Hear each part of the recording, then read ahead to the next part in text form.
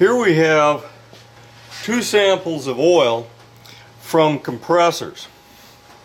The one on the right was a locked rotor compressor. I think it was carbon plated. That's why it locked up. These are both scrolls. Okay, this one there's no winding damage at all. This one here, pretty different story. You know, obviously that one's clear. Let's take a little closer look at the dark stuff. Now obviously this stuff is quite different from the clear stuff on the other side. There appears to be a sludge in the bottom of this. I'm going to pour this off or draw this off and we'll see what that stuff is made up of. Obviously this stuff up here has a problem too because it's darker color. Okay, here I've got mostly just the black stuff on the bottom, and I believe you can see bits of winding and stuff down there. Now I'm going to pour this onto a lid and we'll take a look at what's actually in this stuff. Okay, you can see all the chunks of winding and stuff like that. I don't see any bright stuff from grindings from the compressor itself, but we'll take that apart and we'll look inside and see what we find in there. Now you can see we have the meter set up here. It's just an old meter. This is a mega meter, but it won't need it. I find a place with no paint. I go to one of the terminals and I read 19 ohms. I can go to all of them, doesn't make any difference at this point. And it reads less than an ohm. But we know this thing's toast. Yeah, there's virtually nothing. Okay. Looking at the side of this compressor, we pretty much burned off a lot of the plastic plates on there. We actually have paint burned off here. Even over here, looks like the windings or the wires going to it, it's got hot enough that it melted the insulation on the compressor wire. So this sucker got hot. We'll take it apart and you can take a look at what's inside. Okay, here's a look at this thing with its hat off. Lots of crap in there. No real evidence that it was running though when it failed. I mean, it could have been, but I can't tell anything yet. I'm going to go ahead and take this apart. That's the compressor itself, and we'll see what's inside there. Okay, here's the scroll itself once I've taken it out. Let's look a little closer.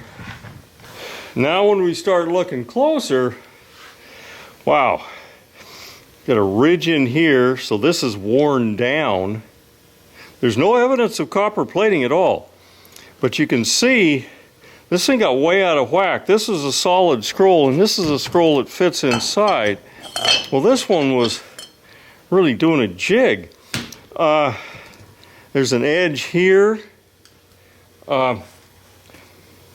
It went clear out here. None of this should ever have had the moving scroll working against it, because the moving scroll should have been all inside.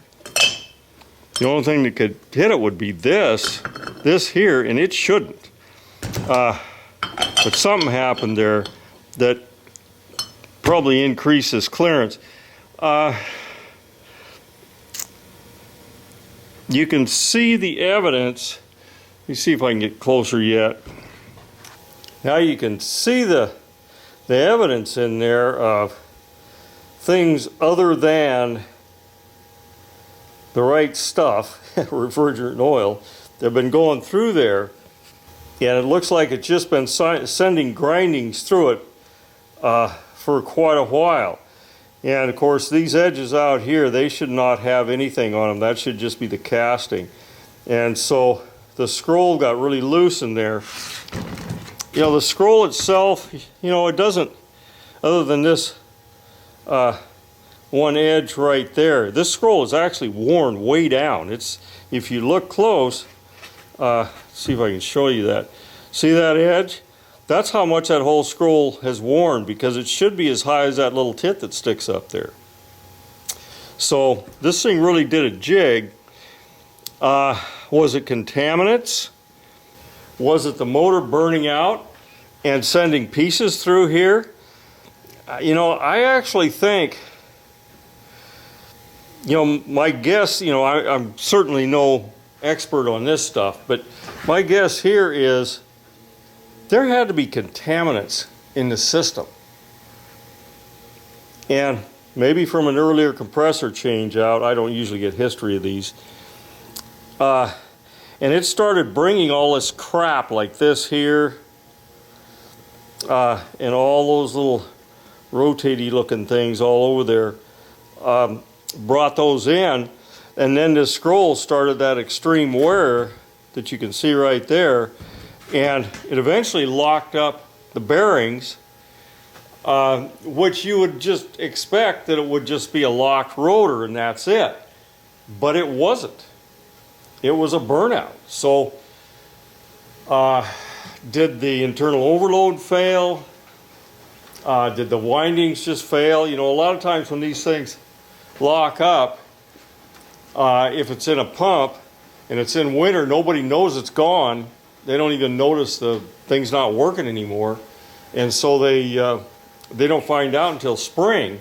And of course, during that whole time, it's been trying to start, overheating and shutting off, and of course it does it enough, the internal overload will go out of it.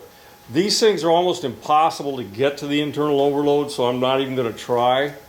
It's a real job to get in there to try to find the, you can hardly even see the windings. I mean, they're black as heck, just like you'd expect. But anyway, this one, I guess if I was to make a judgment, I would say there were contaminants in the system, and they really look like metal.